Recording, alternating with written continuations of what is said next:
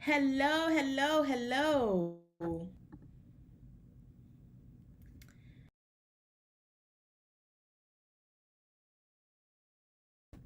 There we go. There we go.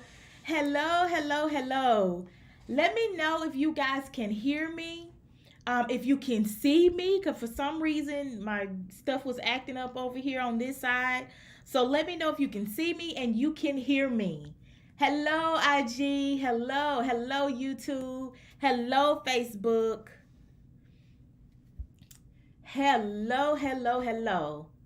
I'm going to wait on the comments to come on in. I know that there's a little bit of a delay. So I'm going to wait on the comments to come on in so I can make sure that you're able to hear me really clearly. Hello, and that you're able to see me clearly before we go ahead on and jump into our topic and talking about trauma bonding. So let me know. Let me know in the comments. If you are in here, go ahead on and invite somebody else in the room. Hit the share to your stories, tag somebody in. If you are on Facebook, go ahead on and tag somebody in or hit the share button, share to your profile and let somebody else know that we are live talking about trauma bonding on today.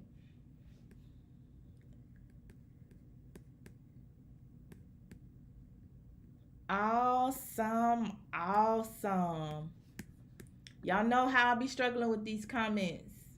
There we go. I'm clear. Good. I just needed somebody to let me know that I was clear and we was coming through really well. All right, so we're going to go ahead on and get started and talking about trauma bonding. But before I do, I'm Dr. Tiffany.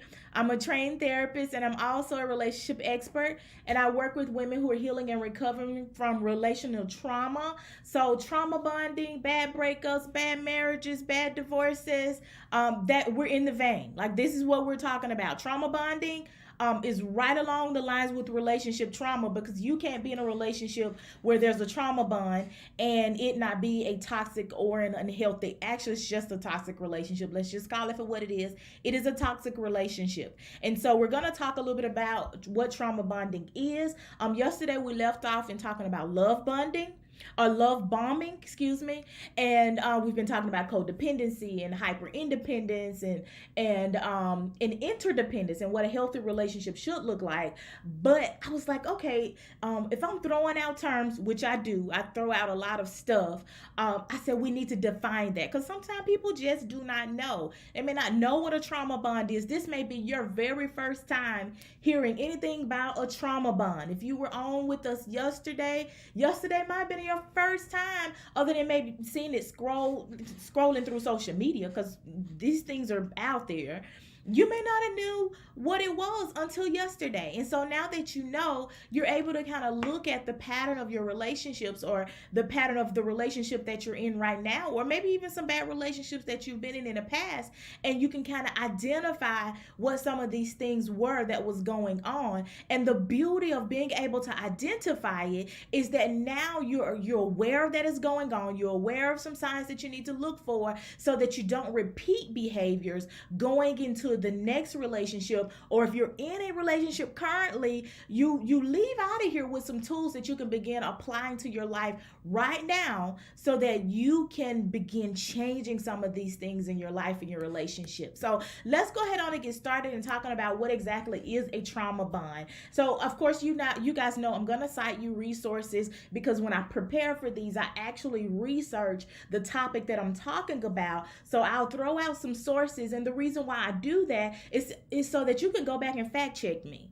Like, I'm not just throwing information out the top of my head. Sometimes I do pull that and it's downloaded into me in real time, but usually it's right in line with the research. It is right in line with the research. So I say these things for you to go back, read the articles, and so you can learn on your own what these things are, because you may not be working with me face to face. Like, you may not be working with me virtually. You may not be a client of mine, but you can always go back. You may be working with a therapist or working with another coach. You can actually go back and take these things to them and say, hey, I was researching some things, and I came across something that this is something that I'm dealing with, or something that I have dealt with, and I'm ready to figure out how I can continue or not continue some of these behaviors or attracting some of these partners. So trauma bonding defined. I got this resource straight from Very Well Mind, and it says trauma bonding occurs when a person is involved in a toxic relationship.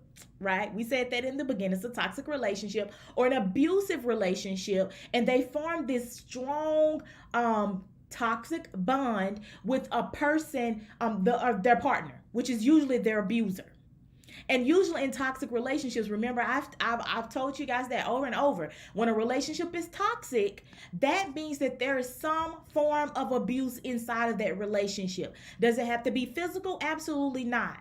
A relationship, like physical abuse, doesn't have to be present inside of a relationship for it to be deemed toxic. Although if physical abuse is involved, then the relationship is toxic, is unhealthy for you. But when you're talking about a toxic relationship, it could be mental abuse, it could be sexual abuse, and sexual abuse actually does happen inside of long-term relationships and inside marriages, because I think that's something that we don't talk about enough, and that's how people are being raped inside of inside of long-term relationships or marriages.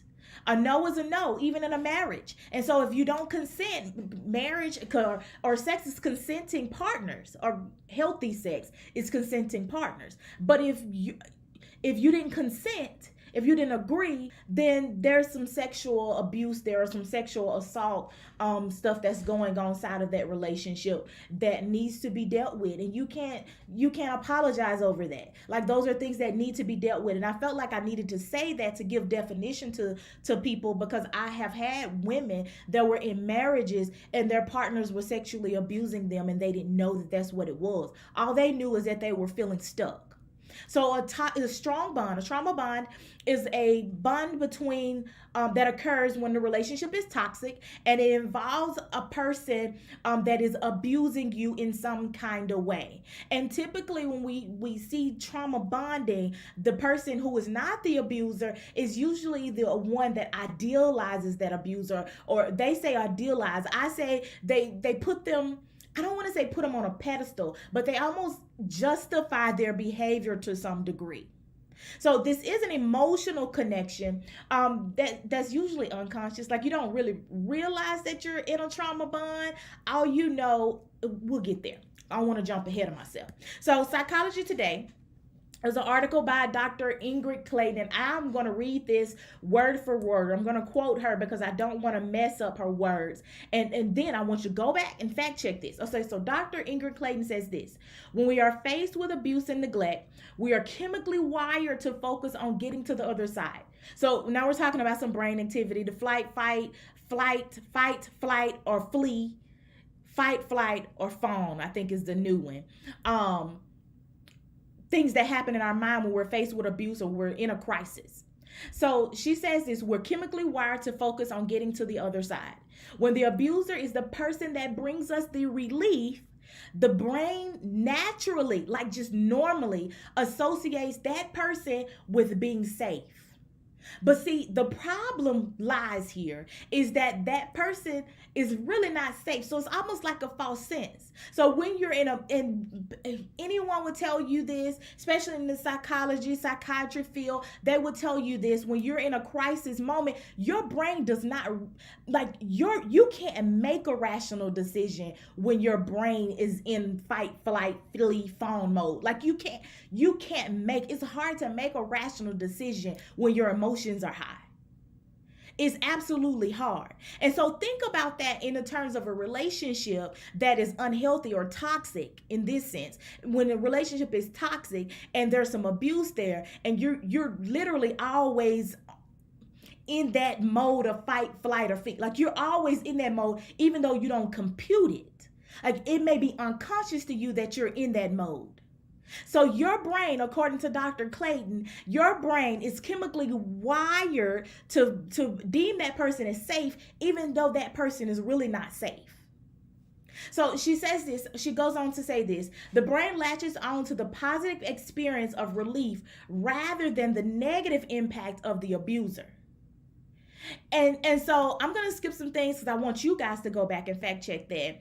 And I want to make sure that I get to the rest of the stuff on my list.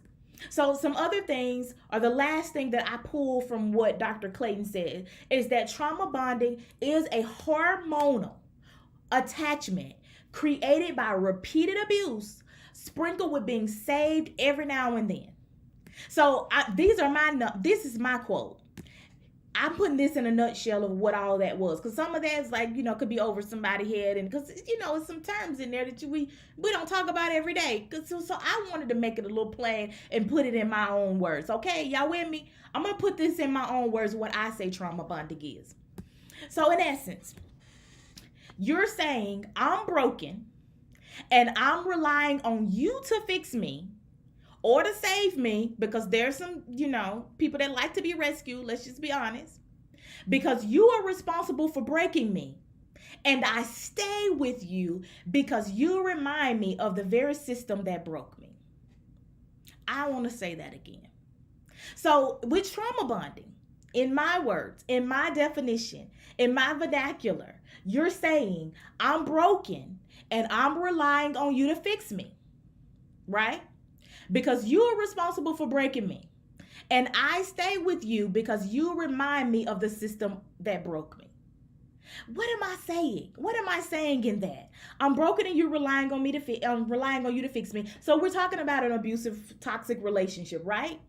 I'm broken, but I'm staying with the very person that broke me or is breaking me because I'm relying on that very same person to come and rescue me to make this relationship better. So I'm going to stay hoping that this relationship is going to get better, that this person is going to change, that things are going to change, that if I do something enough, that this person is going to love me just enough to change. So it becomes a cycle. It becomes a cycle. And it says, because you're responsible for breaking me, and I stay because you remind me of the system that broke me in the first place. So now we're talking about things that happened or should have or didn't happen when you were in childhood. We're not going to get a chance to get to the attachment stuff today. We kind of hit at it yesterday, but the attachment stuff runs deep. And I think I'm going to have to do, y'all, I leave out of here every time with a whole nother topic that we need to do next time. So I think I'm going to have to talk about attachment, narcissism, and I think we're going to go a little bit deeper into the trauma bond. Okay, so instead of anger and hurt, which should naturally, somebody hurt you, you get angry, right? You feel hurt. Like you feel the pain of it, right? You normally, right? I mean, that's usually what happens when I'm angry. Anger is a secondary emotion, right? Anger is usually not I don't normally just get angry. Like that's not my first emotion. Anger is a secondary emotion. The first emotion is feeling hurt. So I feel hurt and I may respond in anger, right? That's so you usually should feel anger, you usually feel hurt when someone is mistreating you. But when it's a trauma bonded relationship, the person that is being abused usually feels sympathy for that person. They may feel hurt, but usually with codependent we're going back to codependent. Usually with relations like this, the person is used to putting themselves on the back burner. Like they're used to putting their emotions and how they feel on the back burner. So instead of allowing themselves to feel that anger and hurt, because if they allowed themselves to feel that anger and hurt, they probably would not remain in that same cycle. So instead of staying in that, feeling the anger and hurt, they automatically go to justifying their behavior and maybe making excuses for their abuser. So they say stuff like, well, they grew up in an abusive home. So, that's the reason why they act the way they act, or they just lost their job, or they just was, just experienced a horrible life and nobody was ever there for them. You just don't understand how bad that person had it. So they experience that empathy or sympathy with their abuser rather than allowing themselves to stay in that place of hurt and anger. So here's the type of partners that you usually attract with a trauma bond. So someone who is unavailable emotionally, and it could be physically, because we know people, at least I've saw people that have chosen partners who were locked away like in jail or something. So they're not only just emotionally unavailable, they're also physically unavailable. So a person who is unavailable, a person who is manipulative or controlling, or someone who is in addiction, who is actively addicted to something. And when I say addiction, our minds automatically go towards drugs and alcohol, because that's kind of what we think about when we talk about addiction usually, right? But addiction you can be addicted to anything. You can be addicted to working too much. Workaholic, it is an addiction. Gaming addiction. You can have addiction from shopping. It's shopaholic. It's an addiction.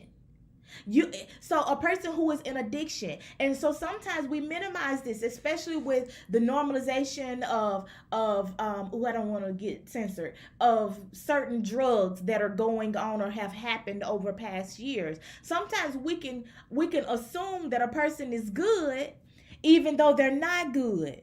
Because if you need something to survive, or need something to fill a void or some emptiness in your life, if you need that, then you're addicted to that. So another thing that another type of person that you attract is someone who has narcissistic personality behaviors. I will not diagnose a person with narcissistic personality disorder because it's thrown around so much on social media. So a person doesn't have to have the diagnosis to have the behavior. You can have the behavior and not necessarily be diagnosed with the personality disorder. Some people don't know that. And so the other type of partners you tend to attract are abusive partners. You attract people who are abusive. Another one is psychological abuse. That's one thing that we don't talk about enough. The psychological abuse is also mental and emotional abuse. It's mind games. So you will be in a relationship with this person, and they may do certain things, and they may say certain things, and then retract that they said them, or pretend like they forgot that they said them, and try to make you seem like that you're crazy, or they'll try to use something that you said against you. And now we're going into talking about gaslighting. But the whole attempt behind the psychological abuse is to try to make you feel like something is wrong with you, or like you're the crazy one. I'm good, like I'm good, like I'm perfect. There's something wrong with you. But never mind that behind the scenes, they're actually manipulating and trying to control your emotions and try to make you feel like something is wrong with you. So why didn't you notice this? Like, because we talked a little bit about this yesterday with love bombing. So why didn't you notice it that the person was love or that it was a trauma bond? Number one, trauma bonds happen over time. Like a trauma bond is not something that you just automatically go into. It's something that happens over time. So you wouldn't have caught that in the beginning. And usually people come into relationships with their best selves, right? Like, I meet somebody tomorrow where they're their best selves. You get to know people over time. So you wouldn't have known that this person was, you may have known, you may have, some knowledge about some past relationships or who they were beforehand, but you may not have. So in the beginning, it may feel normal to you. It may feel like the person is good to you, which is where love bombing comes in, because in the beginning, the person is Prince Charming or Princess Diana. Sorry, Princess Diana. That was the only word, that was the only person I could think of at the moment. So my apologies, rest in peace, Princess Diana. But so in the beginning, you may not have known that because they were love bombing you and they were like extremely charming or just a good person and they met everything on your box. We talked about that yesterday with love bombing. So go back and watch the video on love bombing yesterday. So you would not have caught it.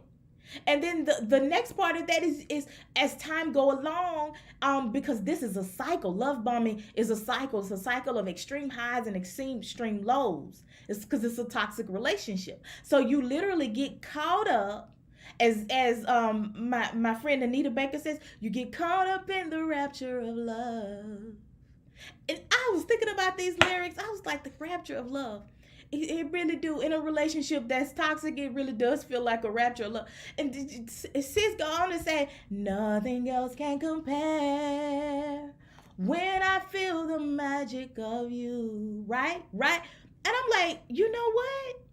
I'm not going to say she was in a toxic relationship, but because I don't know. Because okay, that's too much. Let me go back.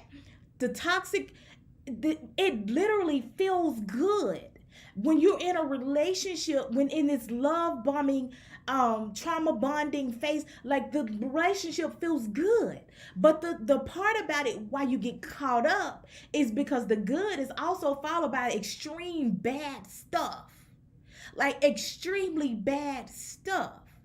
And when the bad stuff come, you're making excuses for their poor, bad behavior. So it literally becomes a cycle. So I want to go over some signs of trauma bonding. And these signs came directly from, it's a website called domesticshelters.org.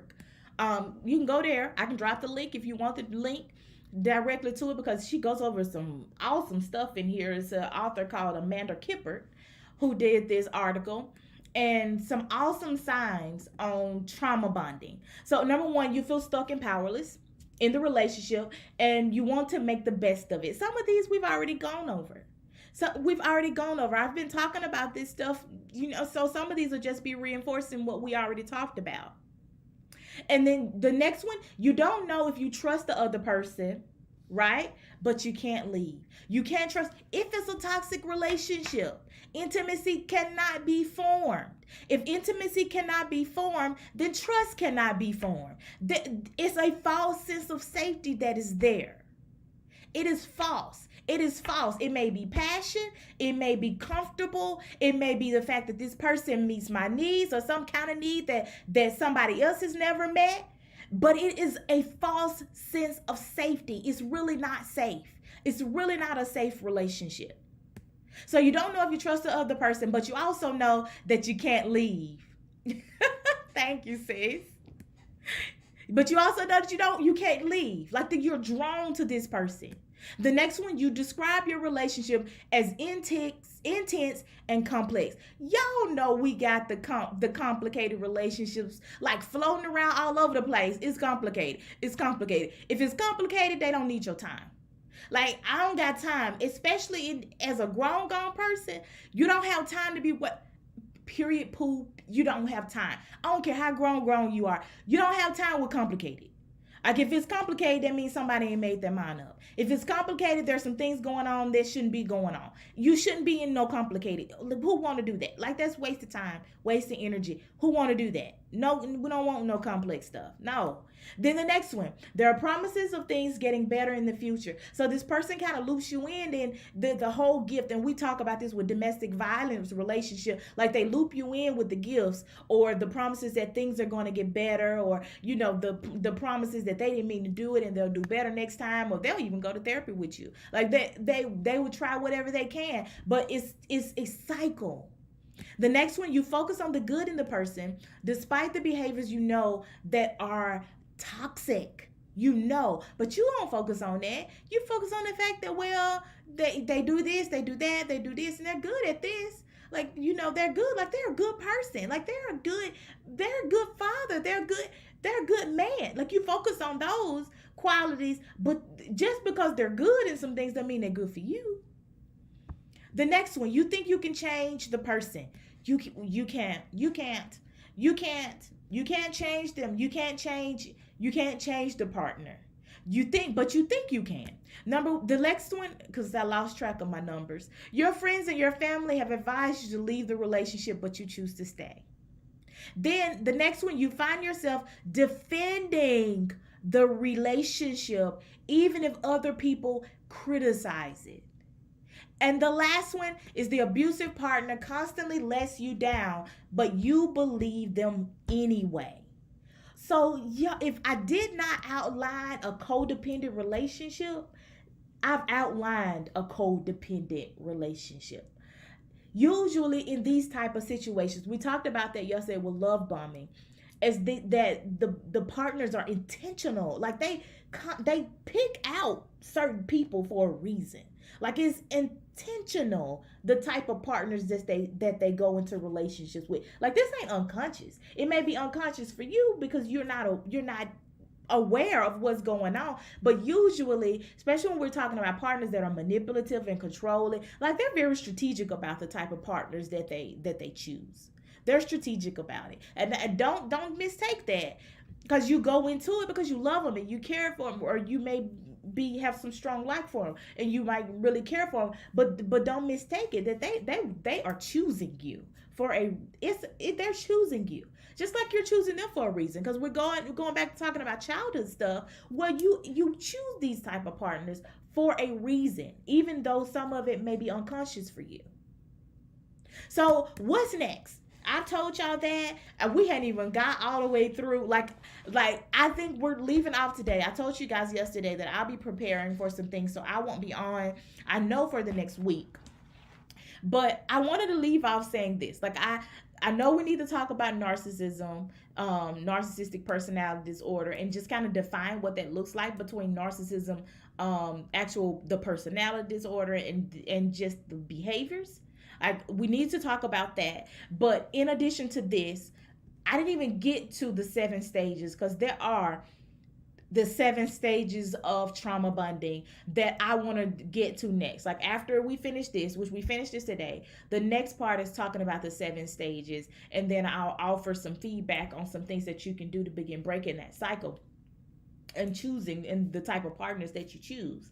So, but next week, I was like, Lord, I'm leaving them hanging for one, but because we need to talk about the 7 stages. Like we got to talk about the 7 stages of trauma bonding. Like we got to talk about that. So when we come back, we'll talk about that, and we'll ease into talking about gaslighting, a little bit more about gaslighting and narcissism. So I'll take questions. If anyone have questions at this point in time, let me check my comments, because I have not been checking my comments as I was teaching.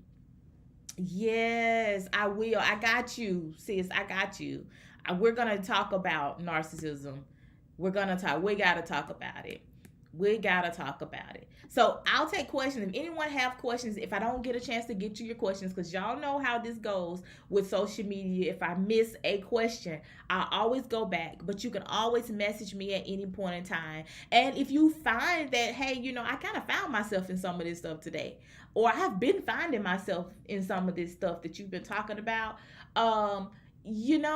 I might need to schedule a discovery call with you. Like I may need a little bit more guidance on some things that I get. Like I know that it's time. Dr. Tiffany, it's time. It's time for me to make some moves here. Then schedule a discovery call. Our discovery calls are absolutely free. It's a 30-minute call where we spend the first half of it talking about what exactly is going on with you, and the next half of it, I'm giving you some strategy. I'm giving you my feedback. I'm giving you what I feel like will be your better next steps. And I'm a therapist, but I'm not going to do therapy on you. But the beauty of me being trained in that is that I know when I need to direct you to a therapist. You can't work with a coach if you need a therapist. That's all wrong. If you need a therapist, I'm going to direct you to a therapist. And then from there, we get your feedback. If you feel like, hey, I feel like I want to work with you, then we'll go from there. But our discovery calls are absolutely free. It's absolutely free so that you cannot go into we're already in the next half of the year.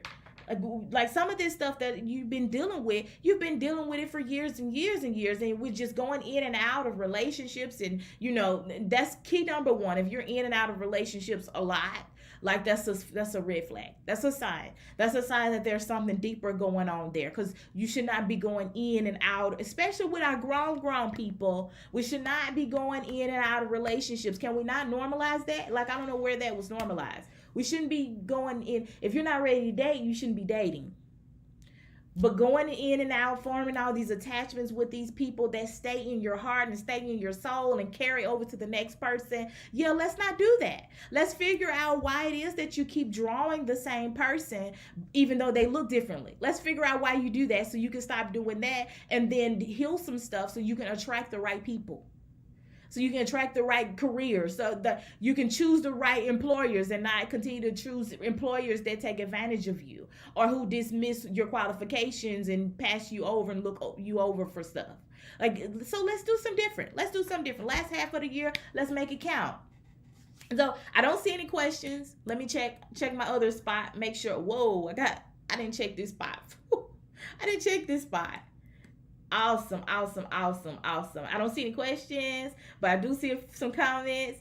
Are you attract someone with a combination of some or all of it? Woo!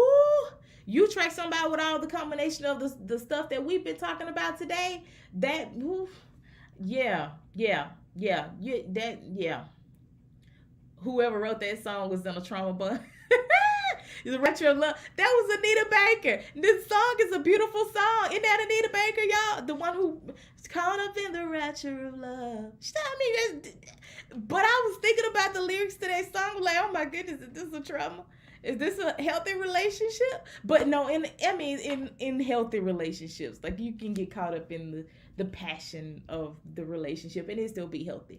But I was just thinking about that when we were talking about the trauma bond, because it literally does feel like the magic is really good. Like in the relationship is really good for a certain period of time. But it's just followed by some really, really, really awful times. Singing fairy tales. Dr. Monica, you own it.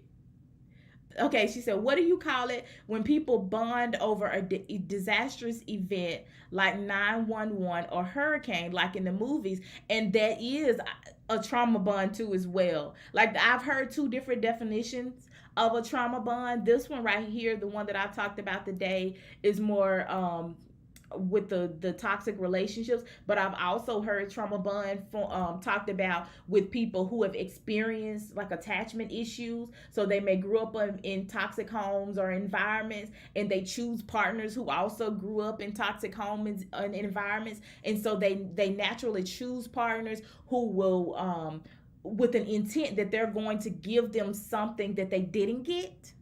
That I've also heard that, in forms of trauma bonding as well. So yeah, it may be another term though for when people who have gone through similar situations, such as like 911 or hurricane. It may be a different term. I'm gonna find that and then I'll get that back to you and see what that's called. And if anybody's on here that know what that's called, when someone has gone through traumatic events, especially disastrous events, and they bond over that, throw that in the comments. We have a viewer that's asking about that.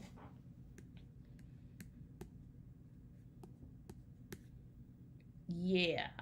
Yeah. Good question. Good question. I'm going to have to look that one up myself. That's a really good question. We want to make sure that it's clear. Because if you have that question, somebody else have that question too. So we want to get that answer and post it somewhere.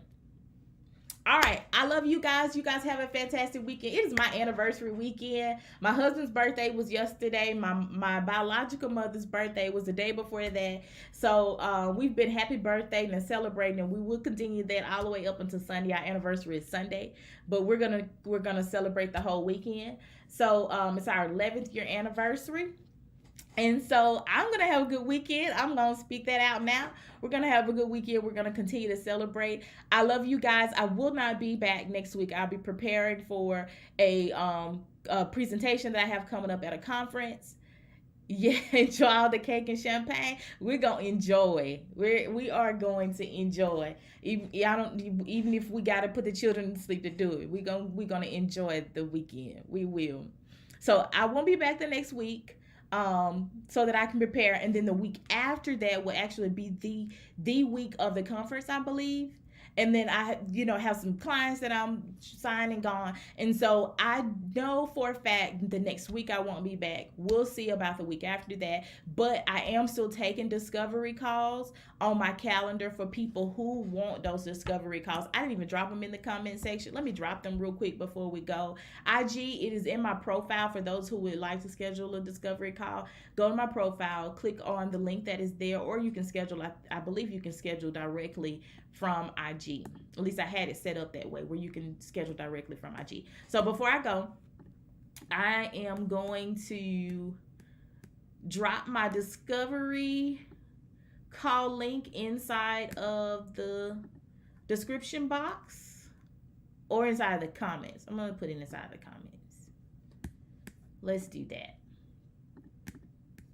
And if you're on YouTube, it will be inside of the description. Like, you'll see the link inside of the description that you could click on. It may already show up on Facebook. I'm not sure. I had some stuff set up that should automatically, but let me see. There we go. Is it showing up on Facebook? Are you guys able to see that I just posted? Let me know.